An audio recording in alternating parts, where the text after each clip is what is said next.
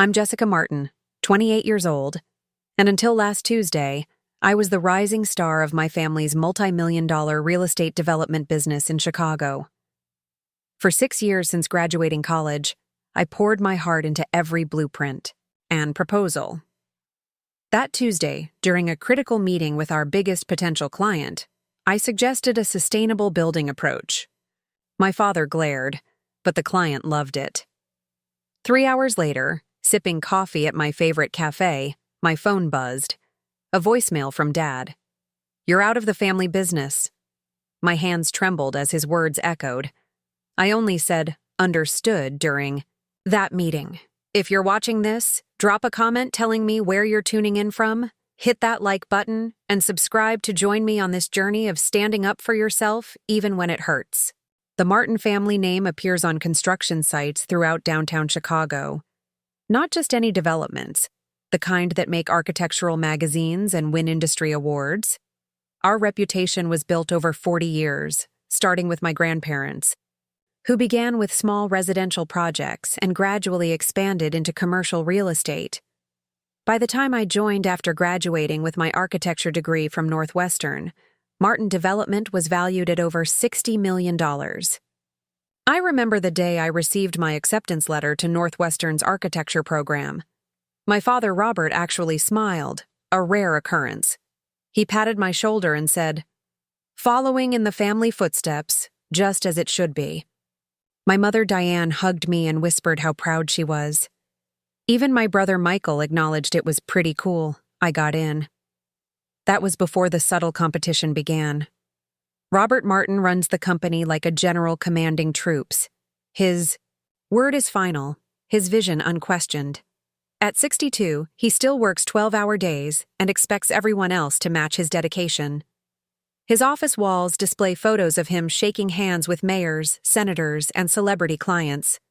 What you won't find are family photos. Those stay at home, separate from business. My mother, Diane, while technically the company's CFO, mostly defers to my father. She's brilliant with numbers and client relations, but learned long ago that challenging Robert publicly ends poorly. In private, she sometimes advocates for more progressive approaches, but when my father puts his foot down, she steps back with a practiced, "Your father knows best" smile that I've grown to resent. Then there's my brother Michael, 32, and the assumed heir to the Martin throne. Michael mirrors my father in almost every way, from his traditional business approach to his dismissal of trendy design concepts. He oversees project management while I handle design innovation and client relationships. Where Michael follows established patterns, I push boundaries. This fundamental difference became our dividing line. After graduating summa cum laude, I expected to start at entry level. Instead, Father surprised everyone by putting me directly into client consultations. "Jessica has a way with people," he explained to the board. "They trust her vision." What went unsaid, but was clearly understood. Clients trusted me because I listened to what they wanted rather than telling them what they should want. My office at Martin Development became my second home. Walls covered with sustainable design concepts, material samples, and client testimonials. I developed a reputation for creating spaces that were both beautiful and environmentally responsible. This brought in a younger, progressive clientele that initially pleased my father because of the expanded market reach. What he didn't anticipate was how these clients would begin requesting me specifically for their projects. Taylor Rivera, our lead project coordinator and my closest friend at the company, often joked that I was building my own empire within the family kingdom. "Watch out," she'd warn with a laugh. "Your father notices everything."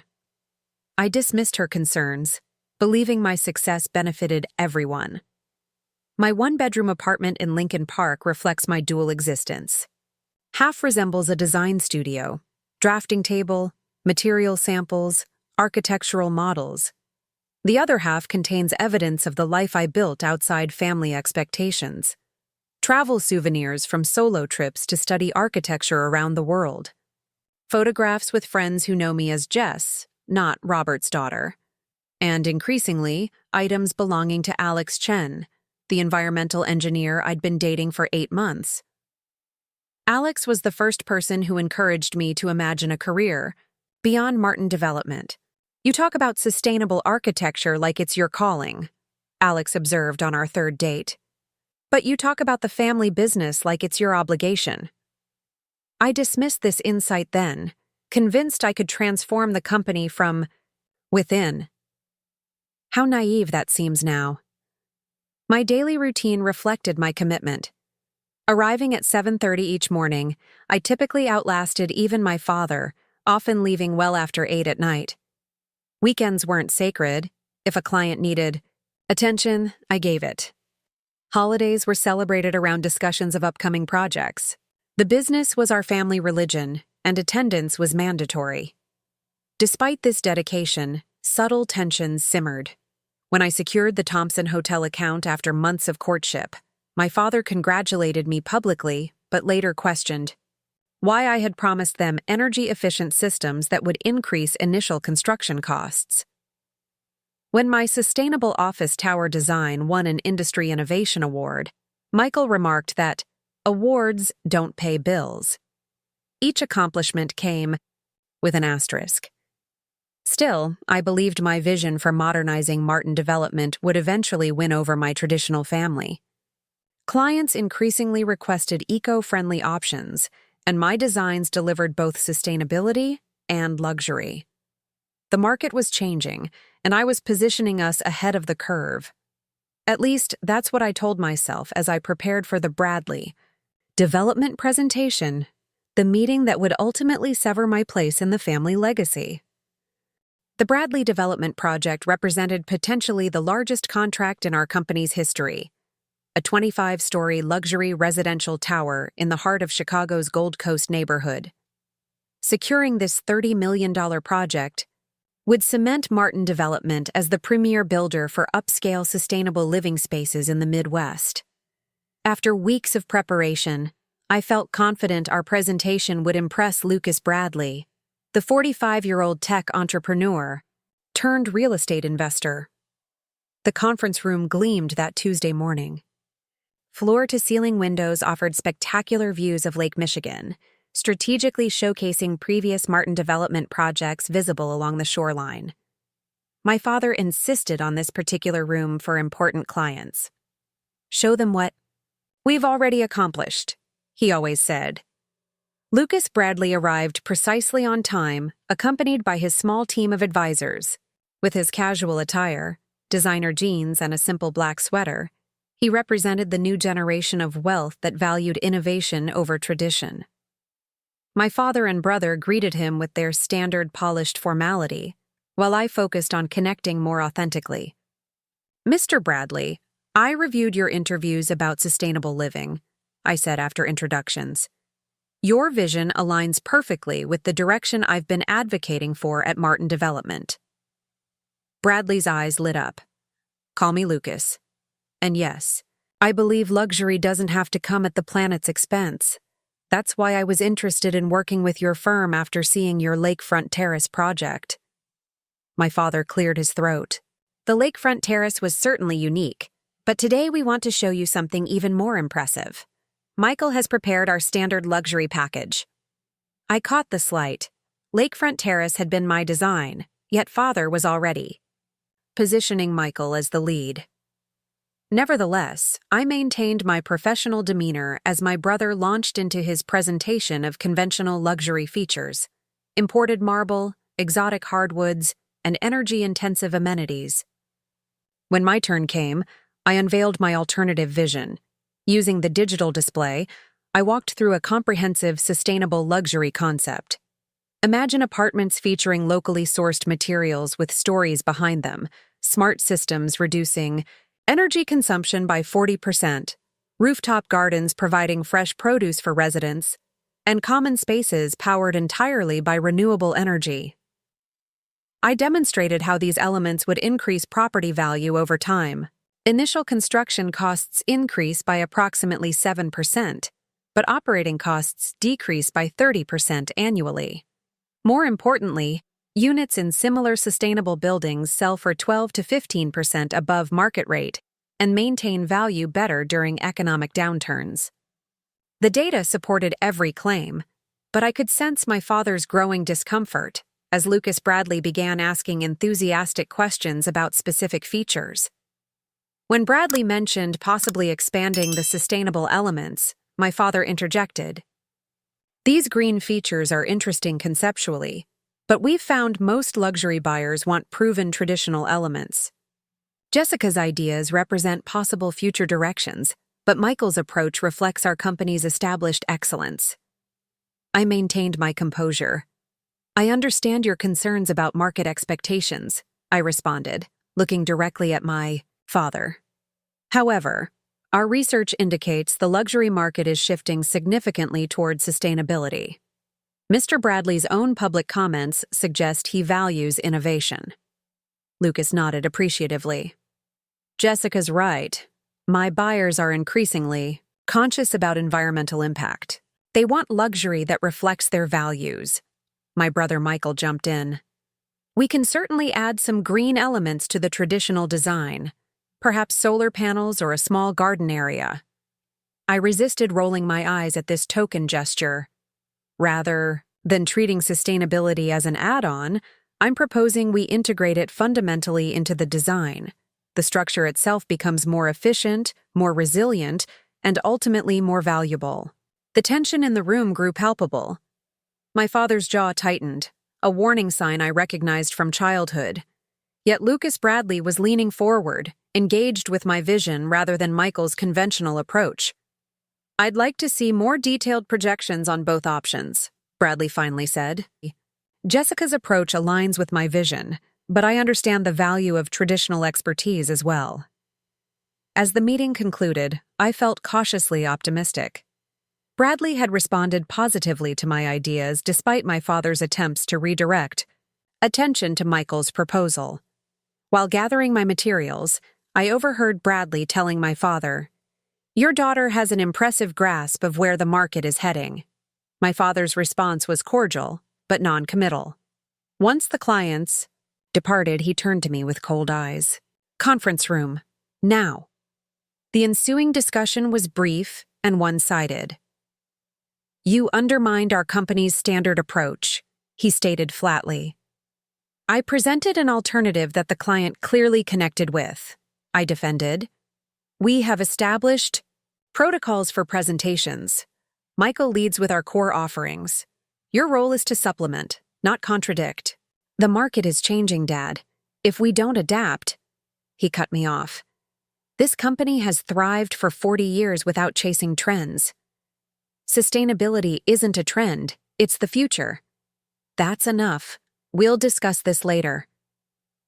I left the conference. Room frustrated but not overly concerned. These generational clashes had happened before. As I returned to my office, Taylor was waiting. "That looked intense," she observed. "Bradley seemed impressed with you." "Dad's upset I didn't stick to the script," I explained. "He'll get over it once Bradley chooses my design." Taylor looked less certain. "Your father spent breakfast with the board discussing maintaining company identity yesterday. Just be careful."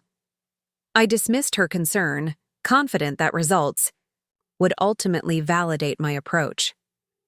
Once the contracts are signed, nobody will care about ruffled feathers. Looking back, I should have recognized the warning signs. My father's criticism had been escalating for months, and this public challenge to his authority, successful though it might have been, crossed an invisible line. But wrapped in the confidence of knowing I had impressed the client, I failed to see the storm gathering. The afternoon following the Bradley presentation, I decided to work from the Daily Grind, my favorite coffee shop 3 blocks from the office. I needed space from the tension, and the ambient noise helped me focus as I refined details of my sustainable proposal. The barista, Zoe, knew my usual order, large Americano with an extra shot, and I settled into my regular corner table with my laptop. 2 hours into tweaking energy efficiency projections, my phone buzzed with a notification. Voicemail from Dad, office. Unusual, since he typically texted or had his assistant call. Assuming he wanted to continue our earlier discussion about the presentation, I pressed play and raised the phone to my ear. His voice came through colder than I'd ever heard it. "Jessica, this is your father. After discussing with the board and your mother, we've come to a decision. You're out of the family business, effective immediately. Your continuous undermining of company values and disrespect for established protocols can no longer be tolerated. Security will allow you to collect your personal items tomorrow between 8 and 9 a.m. Your access credentials have been deactivated. Your final compensation will be processed by HR." In the background, I could faintly hear my mother's voice saying something indistinct. My father continued, "This decision is final. Do not attempt to contact our clients." The message ended abruptly. The coffee cup slipped from my hand, spilling across my laptop and papers. But I barely noticed as scalding liquid soaked through my clothes. My hands began trembling uncontrollably as I replayed the message, certain I had misunderstood. The second listen only confirmed the nightmare. Fired. From the family business. Without discussion, without warning. My mind flashed to childhood memories, standing proudly beside my father at age 10 as he showed me architectural plans, his hand on my shoulder. "Someday, this will be yours to help lead," he had said. The summer internships where he had praised my attention to detail. The celebration dinner when I graduated from Northwestern, where he toasted the future of Martin development. I attempted to call him back immediately, but the call went straight to voicemail.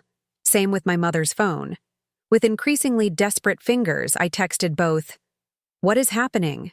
We need to talk." No response. My brother Michael, however, replied within minutes to my text. "You brought this on yourself. Always thinking you know better than everyone else. Dad gave you every opportunity." The coffee shop suddenly felt suffocating. Zoe approached with towels for the spill, concern evident on her face. "Are you okay? You look like you've seen a ghost." "Family emergency," I managed to say, my voice sounding distant even to my own ears. "I need to go." "Your laptop," she started, pointing to the coffee-soaked device. "Doesn't matter," I mumbled, gathering my dripping belongings. Nothing mattered except understanding what had just happened. The 15-minute walk home passed in a blur. I noticed every Martin development billboard and building with new pain. The cornerstone of the Thompson Hotel. A Martin development project that I had personally designed.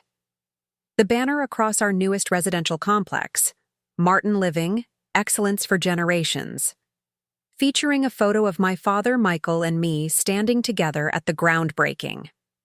All symbols of what had just been ripped away without explanation. When I finally reached my apartment, the full weight descended. I collapsed against the closed door, sliding to the floor as sobs overtook me. 6 years of 70-hour weeks.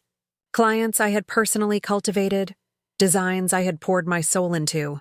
My professional identity had been entirely wrapped in Martin development, and now it was gone.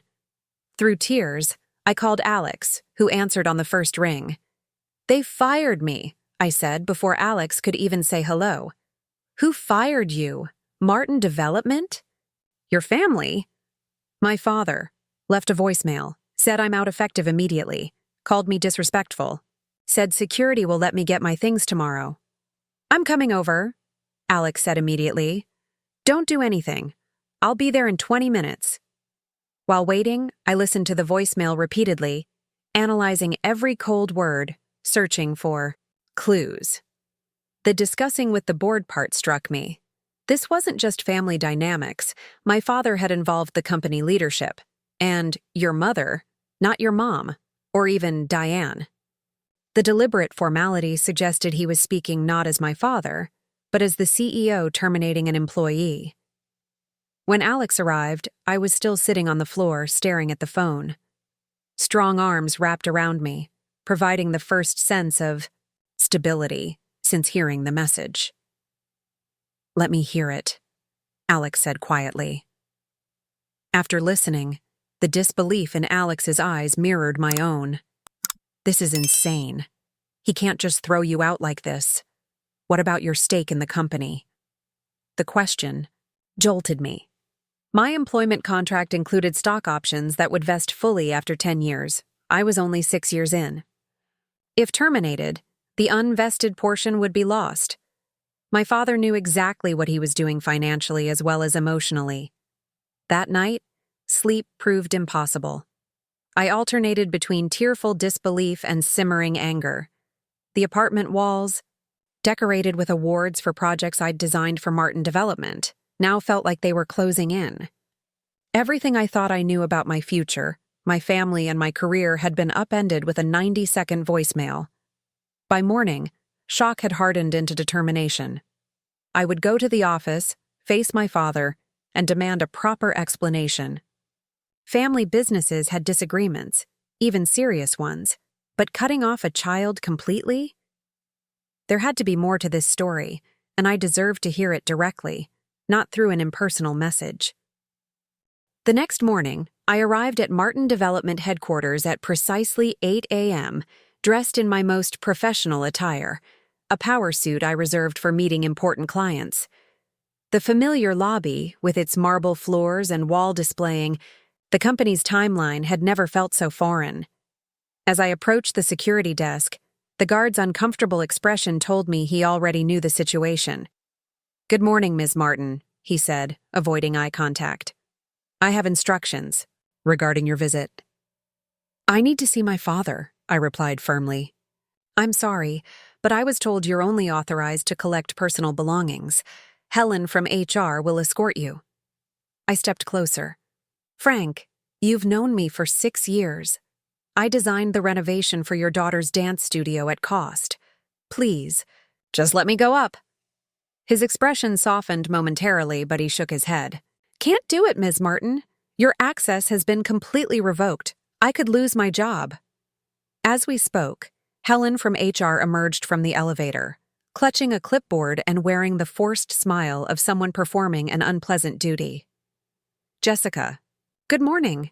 If you'll come with me, we can make this quick and efficient." Instead of following, I pulled out my phone and called my father's direct line. To my surprise, he answered. "Dad, I'm downstairs. We need to talk about this." "Phase 2. Face?" His voice remained unnervingly calm. "There's nothing to discuss. The decision is final. Helen will assist you with your belongings." "You can't just throw me out of the family business with a voicemail. What's really going on?" "Your continued insubordination yesterday was the final demonstration that you're not aligned with our company values. The board agrees this is best for Martin Development." "This isn't about company values. This is about you not liking that the client preferred my ideas over Michael's." The line went dead. He had hung up on me. Standing in the lobby, phone still, pressed to my ear, I felt dozens of eyes watching, employees arriving for work, witnessing my humiliation. With as much dignity as I could muster, I turned to Helen. "Let's get this over with." The elevator ride was excruciating. Helen attempted small talk, mentioning she had always admired my design concepts. I remained silent, focusing on maintaining composure. When the doors opened on the executive floor, I half expected to see my father waiting.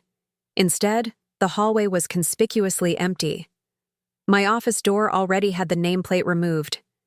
Inside, several cardboard boxes sat in the center of the room. My personal photos, design awards, and reference books had been packed with impersonal efficiency. The walls, once covered with project renderings and material samples, were bare. 6 years of professional life reduced to 3 medium-sized boxes. "Where are my design portfolios?" I asked, noticing the absence of the leather-bound collections containing all my original concepts. Helen shuffled uncomfortably. "I was told, anything related to company projects remains property of Martin Development. Those are my original sketches and concepts. Some predate my employment here." "I'm sorry, Jessica. I'm just following instructions." As I reluctantly began examining the boxes, my mother called. I stepped into the hallway to answer. "Jessica, please don't make this more difficult than it needs to be," she began without preamble. "Mom, how could you let this happen? You were there when he left that message." Her voice lowered. "Your father knows best about the business. He built it into what it is today. With your help, and Grandpa and Grandma's foundation. This isn't just his company to throw me out of." "Jessica, sometimes we need to trust the experience of others. Your father feels your direction would harm the company long term. That's ridiculous, and you know it. The market is changing, and we need to change with it." A heavy sigh. "Get your things and go home, Jessica. Give everyone some time to cool down."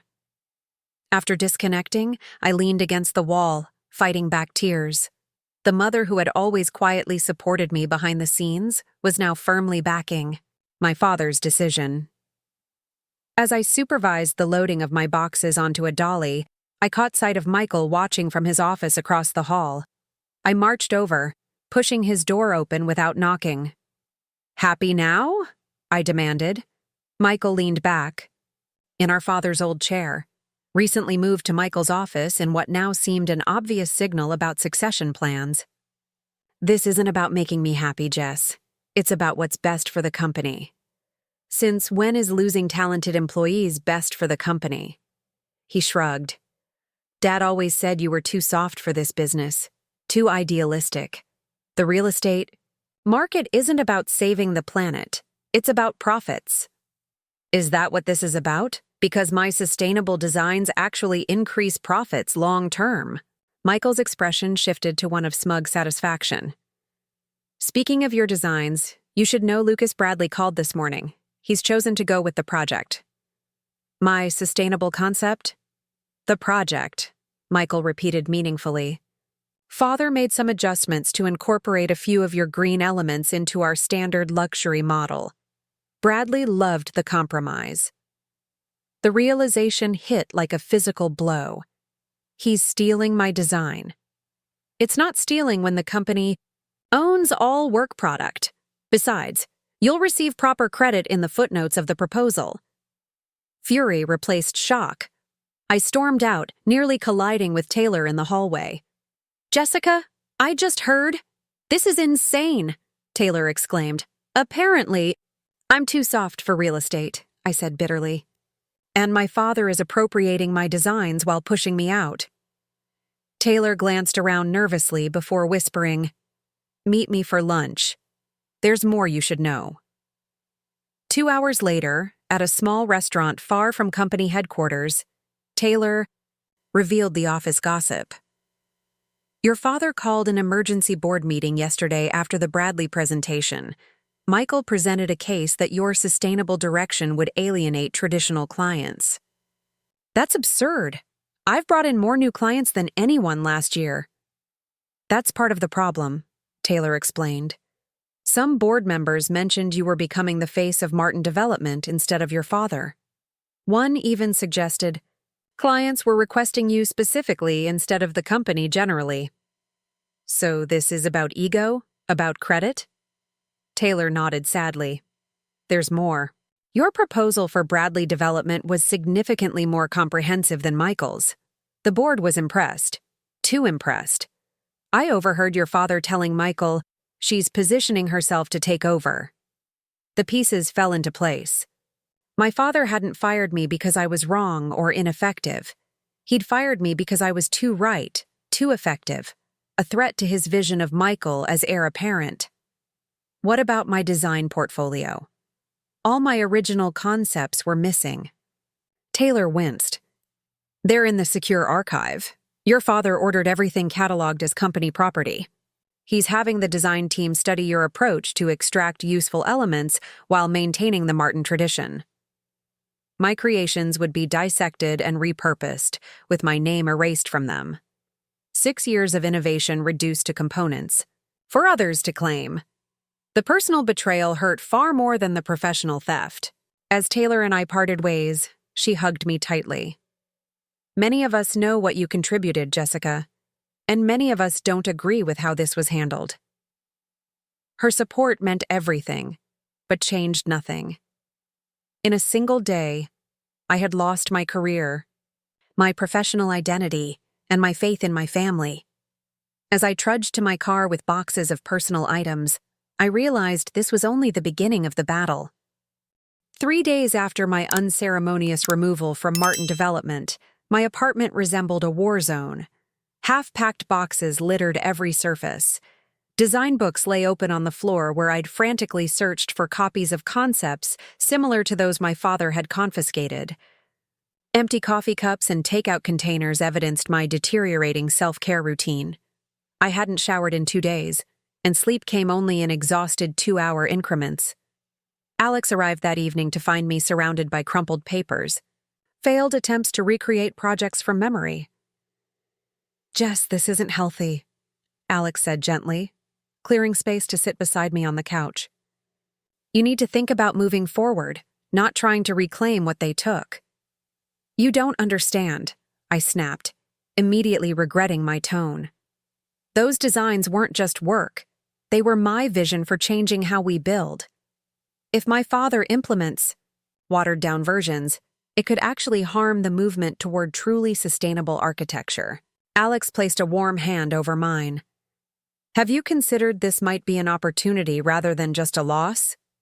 You've talked about feeling constrained by the Martin Development approach for years. Maybe it's time to create something that's entirely your vision." "Start my own firm? With what? My savings won't last more than a few months, and most of my professional portfolio is locked in my father's archives. You have your talent, your education, your relationships with clients who respect you. That's more than most people start with." The suggestion planted a tiny seed of possibility, but before it could take root, my phone rang. The screen displayed Landon Wells, my family's longtime legal counsel. "Jessica, I'm calling as a courtesy," Landon began after perfunctory greetings. "Your father has instructed me to remind you about the non-compete clause in your employment contract." My stomach dropped. "The non-compete?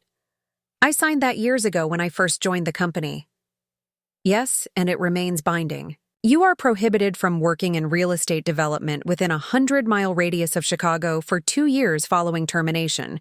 This includes consulting, design work, or employment with competing firms." The walls seemed to close in around me. "That would make it impossible for me to work in my field in my home city." "I understand this is difficult," Landon said, his tone suggesting he found the situation distasteful despite representing my father. "But legally, the clause is enforceable. Your father wanted me to convey that Martin Development will pursue all available remedies if the agreement is violated." After ending the call, I threw my phone across the room. "He's not just firing me. He's trying to drive me out of the industry entirely." Alex retrieved my phone, checking for damage. "Non-competes are complicated. They can't prevent you from earning a living. There must be limitations or loopholes."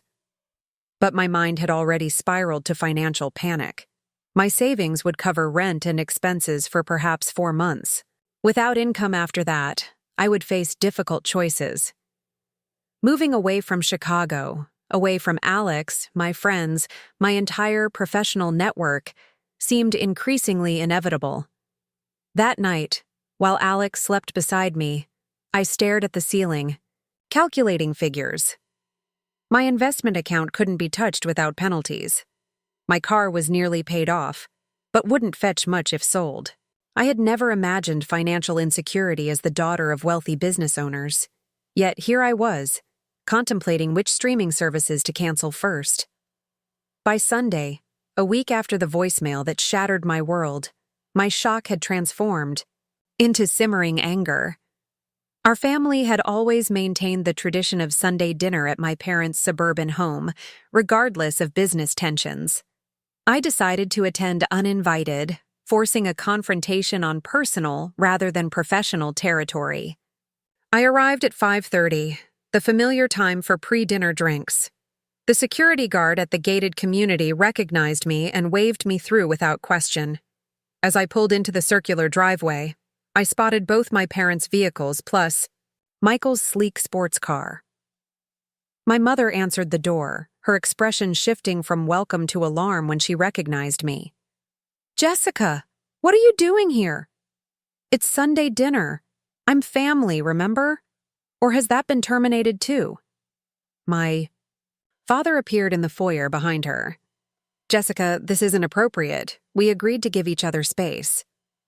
"No, you decided to throw me out of the company and my entire profession without discussion. We agreed on nothing." My mother stepped onto the porch, pulling the door partly closed behind her. "Please, Jessica, this isn't the time."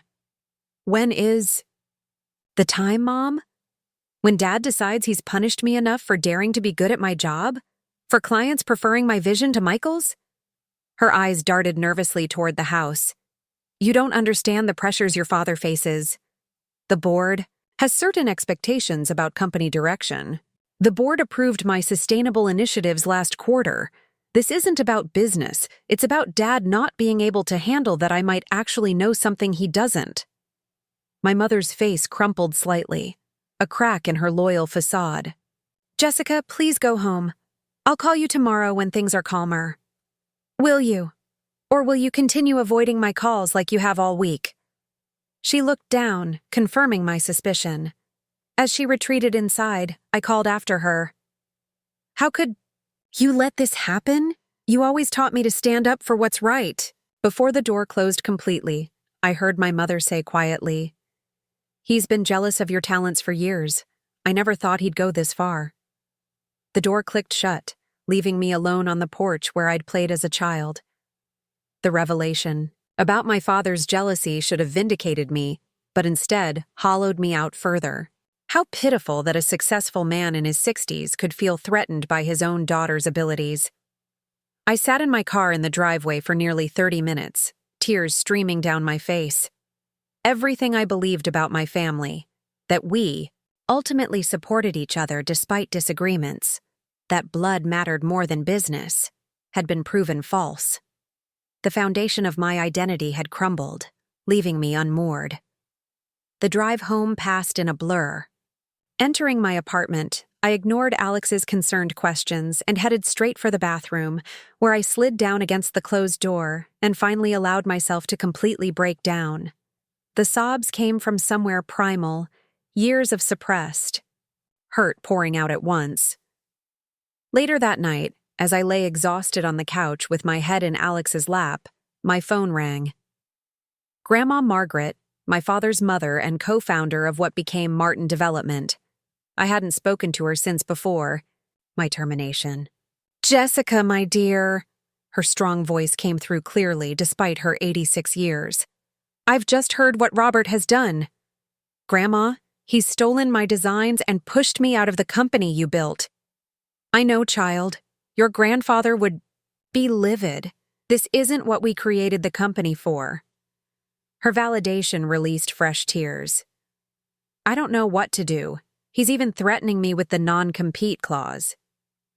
A sharp laugh.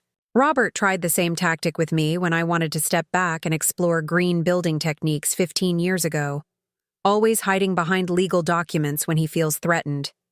"What did you do?" "I reminded him who held the original ownership shares and who taught him everything he knows about construction." Her voice softened. "Your situation is different, but remember this. No contract can contain true innovation. There are always new paths forward."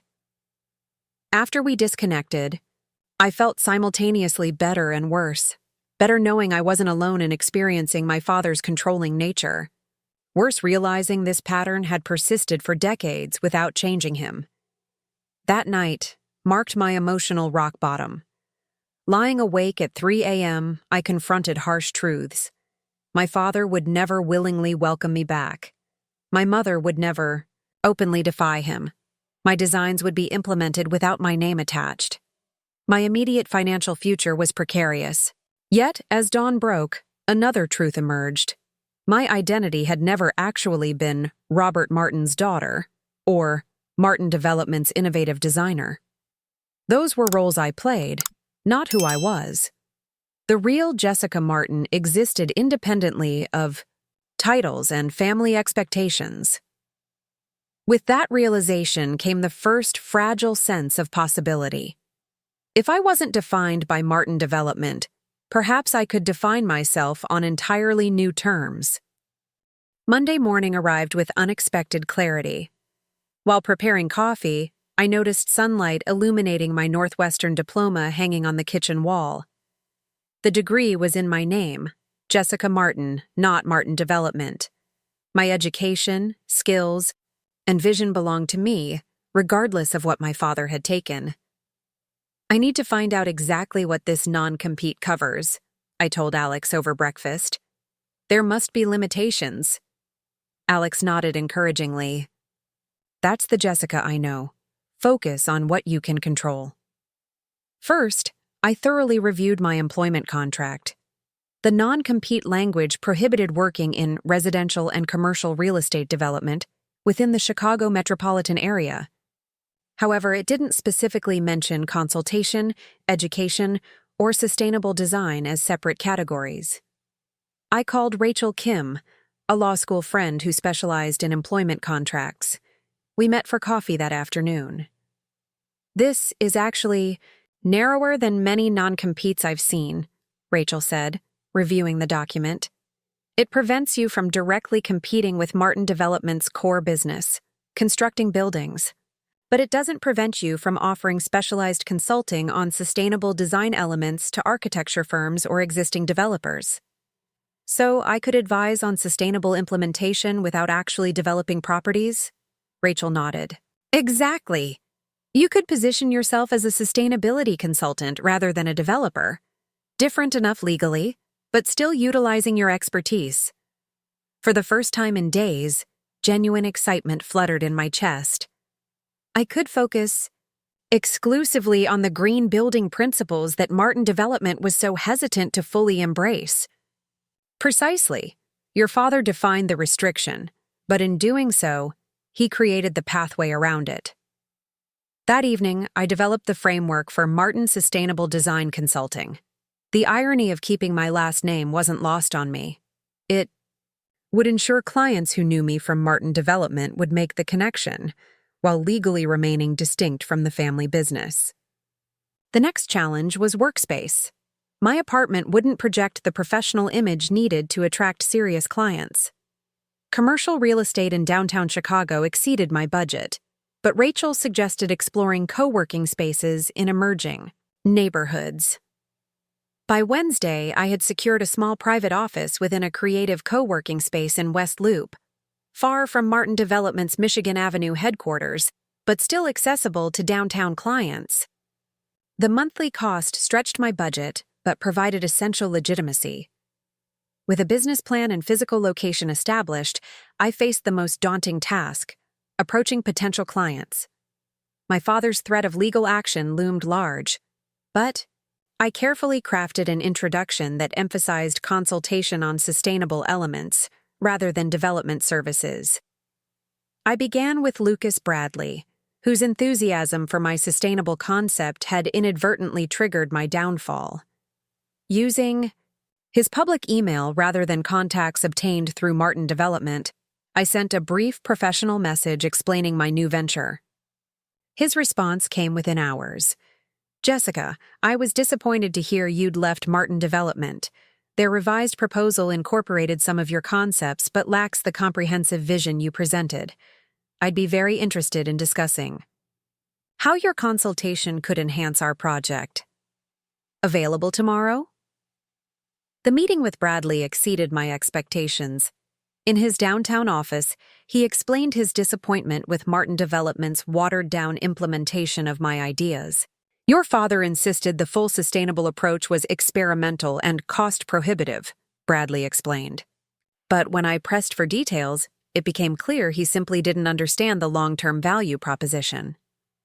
That's exactly why I've established my consultancy, I replied. To help forward-thinking developers implement meaningful sustainability, not just superficial green elements. By meeting's end, Bradley had engaged my services to review Martin Development's proposal and recommend enhancements. with the understanding that I would consult with his team directly rather than interfacing with my former company. "Consider this your first client testimonial," Bradley said while signing the agreement. "I know several developers who share my priorities and will be interested in your expertise." Returning to my small office, I experienced both vindication and anxiety. I had secured my first client, directly competing with my father's vision while carefully avoiding the legal boundaries of the non-compete. His reaction, when inevitable, would be volcanic. The following week brought both challenges and unexpected support. Taylor reached out, having given notice at Martin Development. "After seeing how they treated you, I couldn't stay," she explained over lunch. "Your father has become impossible, criticizing everyone's work and insisting Michael approve every decision. I can't ask you to leave your job because of my situation," I protested. Taylor smiled. "You're not asking. I'm telling you I've already resigned. And I'm wondering if your new consultancy might need a project coordinator who knows sustainable building inside and out." With Taylor's organizational skills complementing my design expertise, we developed a more comprehensive service offering. Rather than just consulting on individual elements, we could now provide end-to-end sustainability implementation strategies. By week 3, word had spread through Chicago's development community about my specialized services. 2 additional clients signed contracts, both specifically seeking the comprehensive sustainable approach that Martin Development had rejected. I began documenting my journey on professional social media, carefully focusing on sustainable design principles rather than family drama. The response was overwhelming. Architects, engineers, and developers across the country expressing interest in my approach. A trade publication requested an interview about next-generation sustainable luxury development, providing a platform to establish my separate professional identity. 4 weeks after my termination, I received an unexpected visitor at my office. Donald Winters, my father's former business partner who had retired 5 years earlier, appeared unannounced. "Impressive operation you're building, Jessica," he said, surveying our modest but growing space. "Word's getting around that you're doing what Martin Development should have done years ago." "I'm just following the market direction Dad refused to see," I replied cautiously, unsure of his intentions. Donald chuckled. "Your father was always resistant to change. Why do you think I retired early? Couldn't take the stubborn refusal to evolve." He slid a business card across my desk. "I'm on the board of Green Building Initiative now. They're looking for a consultant for their commercial certification program. Thought you might be interested." This connection opened doors to institutional doc. Clients beyond individual developers. Exactly the diversification my fledgling business needed. By month 2, I had hired 2 additional employees, an environmental engineer specializing in energy systems, and a recent architecture graduate, passionate about sustainable materials. My small team secured our first major victory when Bradley Development publicly announced they were enhancing their luxury tower with comprehensive sustainability features. Designed in consultation with Jessica Martin of Martin Sustainable Design. The press coverage generated inquiries from developers across the Midwest. One evening, while leaving a client meeting, I encountered my father's longtime friend and golf partner, Richard Grayson, in the building lobby. "Jessica, I almost didn't recognize you without your father hovering nearby," he joked, then grew serious. "I had dinner with your parents last week. Your father seems rattled. Kept checking his phone for industry news." "I'm sorry to hear that," I replied neutrally. Richard lowered his voice. "Between us, several board members have expressed concern about recent decisions. Apparently, the Bradley project modifications have increased costs without fully delivering the benefits your original design promised. Your father's insistence on controlling every aspect isn't going well." While I took no pleasure in the company's struggles, this confirmed my business approach was validated by market realities. My father's half measures couldn't match fully integrated sustainable design. The confrontation I had been expecting came 2 months after starting my consultancy. Bradley Development issued a press release featuring my role as sustainability consultant, including praise for innovations that significantly improved upon the original developer's limited green elements. My father called within hours, his voice tight with barely controlled rage. "You're violating your non-compete agreement. Our attorneys will be contacting you immediately." "I've carefully reviewed my contract with legal counsel," I replied, surprised by my own calmness. "I'm not developing properties. I'm consulting on specialized sustainable elements. Different service category entirely." "You're stealing our clients." "I'm offering what they want, which Martin Development refused to provide. That's called market competition, Dad. You taught me about that, remember?" His response was a string of threats about lawsuits and professional reputation. When he finally paused for breath, I simply said, "I'm building something valuable that helps both clients and the environment. I would have preferred to do that with Martin Development, but you made that impossible." After disconnecting, I felt neither triumph nor anxiety, just resolve. My father could threaten, but my business model had been carefully constructed to withstand legal scrutiny. More importantly, each successful project strengthened my independent professional reputation. By the end of the 3rd month, Martin Sustainable Design Consulting had moved to larger offices, employing 7 people with a growing client list. Industry publications began featuring our projects, and a major university invited me to guest lecture on sustainable luxury development. The girl who had once measured her worth by her father's approval was gone. In her place stood a woman who had discovered her own path, not despite family rejection, but because of it. The painful voicemail that began this journey had ultimately freed me to pursue my vision without compromise. 6 months after the voicemail that changed everything, Martin's Sustainable Design Consulting occupied the entire top floor of a renovated industrial building in West Loop.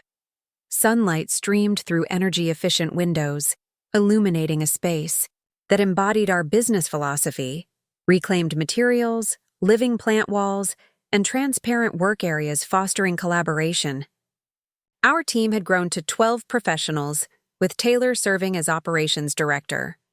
The morning began with news that our Bradley Development project had been nominated for the Urban Land Institute's Sustainability Excellence Award, a prestigious recognition that typically went to established firms, not startups.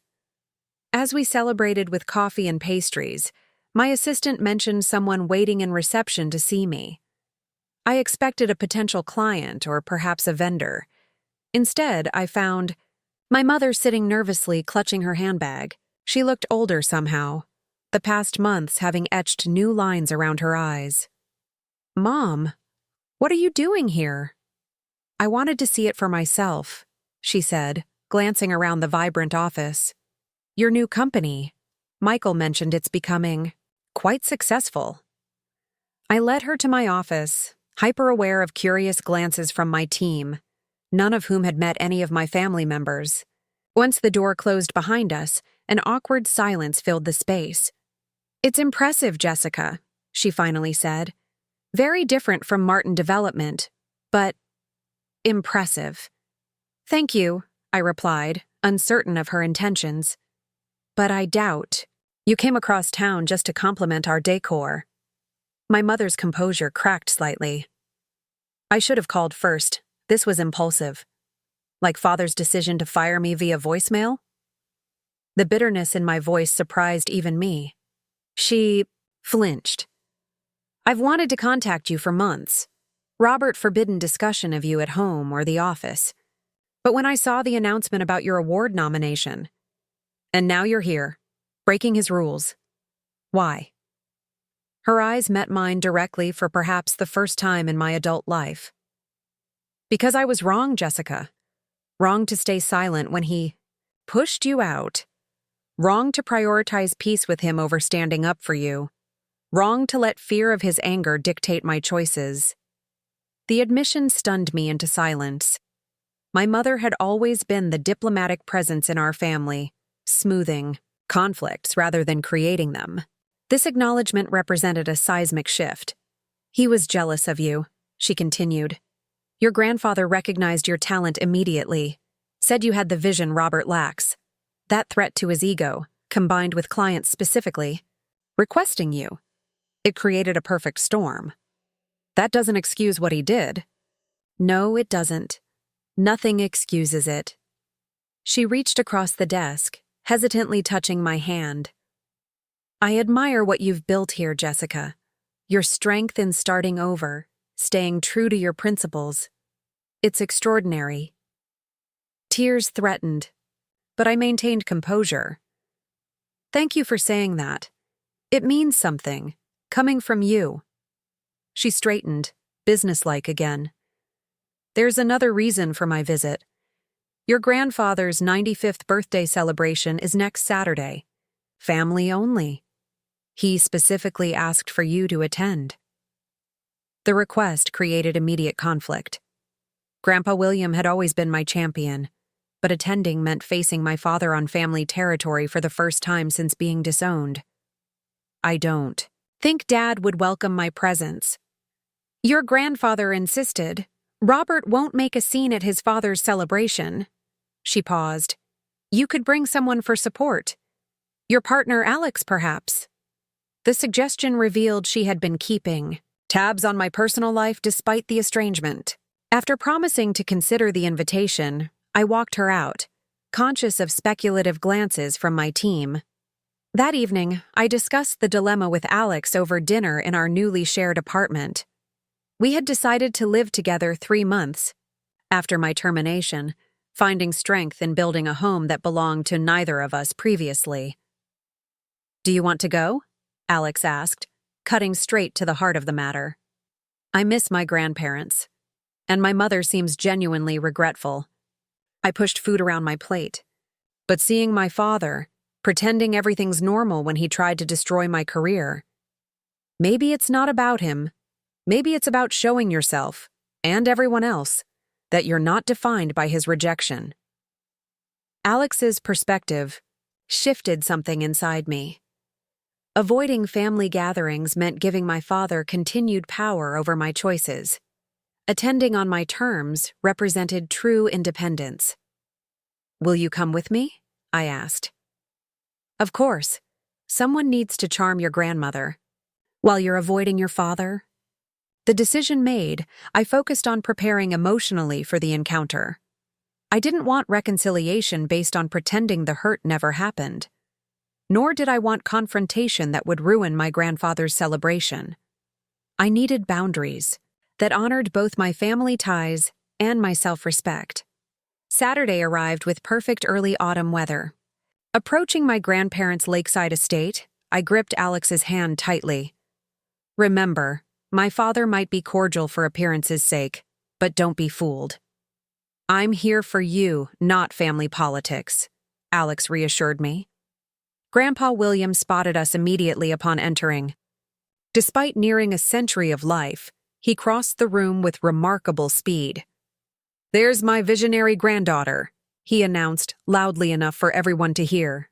The one making headlines while the rest of us play catch-up. His deliberate, public acknowledgement set the tone. I was not the family outcast here, but a welcomed guest of honor. My grandmother embraced me next, whispering, "So proud of you, standing on your own. Just like I always knew you would." From across the room, I spotted my father watching, his expression unreadable. My mother approached quickly, making introductions and guiding us toward the buffet, clearly trying to postpone the inevitable encounter. Michael reached me first, surprisingly without his usual smugness. "Your Bradley project looks impressive," he said, his tone almost respectful. "Clients keep asking why we can't deliver the same comprehensive approach." "Because Dad won't allow it," I replied simply. Michael's expression confirmed my assessment. "Things aren't going well since you left. The traditional approach isn't attracting younger, wealthy clients. The board is asking uncomfortable questions." Before I could respond, my father appeared, beside us. The months of separation had aged him, more gray at his temples, deeper lines around his mouth. "Jessica," he acknowledged stiffly, "I see your consulting business is doing well." "Yes, it is. Turns out there's significant demand for comprehensive sustainability in luxury development. Who could have predicted?" The gentle sarcasm wasn't lost on him. His jaw tightened. The market has its trends. Martin Development remains committed to proven approaches that stand the test of time. Is that why you implemented a version of my Bradley proposal after pushing me out? Because you're committed to proven approaches? A flash of anger crossed his features before he controlled it. This isn't the place for business discussions. It's your grandfather's birthday. You're right, I agreed, surprising him. This is about family, not business. And family doesn't discard members via voicemail when they offer different perspectives. My mother appeared with perfect timing, drawing my father away to greet new arrivals. The brief exchange had established essential truths. I wouldn't pretend. The past hadn't happened, nor would I allow him to diminish my success. Throughout the celebration, I reconnected with extended family members who expressed support for my new venture. Several admitted to disagreeing with how my father had handled the situation. With each conversation, the narrative shifted from Jessica who was fired to Jessica who built something impressive independently. Near the end of the evening, my father approached as I stood alone on the terrace overlooking Lake Michigan. "Your grandfather always believed you had special talent," he said without preamble. Seems he was right. The closest thing to acknowledgement I was likely to receive. I would have preferred to use that talent at Martin Development. "You were pushing too hard, too fast. The company wasn't ready for your approach. The market was ready. Is ready. That's why my firm is growing while Martin Development is struggling to maintain market share in the luxury segment." His expression hardened. "You've always been stubborn, just like me." "No," I corrected gently. "I'm persistent. There's a difference. Stubborn means refusing to change despite evidence. Persistent means continuing toward a goal despite obstacles. You created the biggest obstacle in my career path, and I still found a way forward." He stared out at the water. "Your brother mentioned the board is impressed with your success. There have been discussions about potential collaboration." The implied offer hung in the air, a path back into the family business. 6 months ago, I would have jumped at the opportunity. Now I recognized it for what it was. Not reconciliation, but absorption of a perceived threat. "I'm building something meaningful on my terms," I replied. "Something that reflects my values without compromise. I'm not interested in being reincorporated into Martin Development as a specialty division." Surprise registered on his face. He had expected gratitude for the potential opportunity. "You'd reject rejoining the family legacy? After all these generations?" "I'm still part of the family legacy. I'm just extending it in a new direction, just like you did when you took over from Grandpa. The difference is, I'm doing it with my name, building my own company, rather than taking over someone else's." As the party concluded, my grandparents made a point of walking Alex and me to our car. "You remind me of myself at your age, Grandpa," William confided. "Too much vision for the existing structure. Had to build something new." "I would have stayed if I'd been allowed to implement my ideas," I admitted. He patted my hand. "Sometimes getting pushed out is the best thing that can happen to a true innovator. Your father did you a favor, though he'll never admit it." Chibi. Home, I reflected on his words. The painful separation had forced me to create something authentic rather than continuing to compromise within constraints. The voicemail that had once devastated me had ultimately freed me. The following week brought an official offer from Martin Development for a strategic partnership focused on sustainable luxury development. The proposal would essentially create a subsidiary using my expertise while bringing me back under company control. After careful consideration, I declined politely but firmly. Martin Sustainable Design will consider collaborations on specific projects where our expertise adds value, I wrote, but we will remain an independent entity. My father's response was predictably terse. Your decision. Door remains open. 6 months had transformed everything. My professional identity, my relationship with family, and most importantly, my understanding of success. True success wasn't gaining approval from authority figures or fitting into established structures. It was creating something authentic that reflected genuine values, even when that meant standing alone. In my new office, surrounded by a team that shared my vision, I realized the painful voicemail had been the beginning, not the end. By attempting to cut me off from the family business, my father had inadvertently launched me toward my true purpose. The words, "You're out of the family" business had ultimately led to, "You're creating your own legacy." The lesson wasn't about family business dynamics or even sustainable architecture. It was about defining identity independently of others' expectations or approval. It was about recognizing that sometimes the people closest to us cannot see our full potential, not because they don't love us, but because their vision is limited by their own fears and experiences. As I prepared for an interview with Architectural Digest about next-generation sustainable luxury, I found myself grateful for the painful journey. The rejection had forced me to discover strengths I might never have recognized while sheltered within the family business. Have you ever had to rebuild after someone who should have supported you tried to hold you back instead? Did it ultimately lead you to something better than what you lost? Share your story in the comments below. And if this journey of finding strength through rejection resonated with you, please like, subscribe, and share with someone who might need to hear that sometimes the worst moments lead to the best opportunities. Thank you for joining me today. Remember that your worth isn't determined by those who reject you, but by the authentic vision you bring to the world.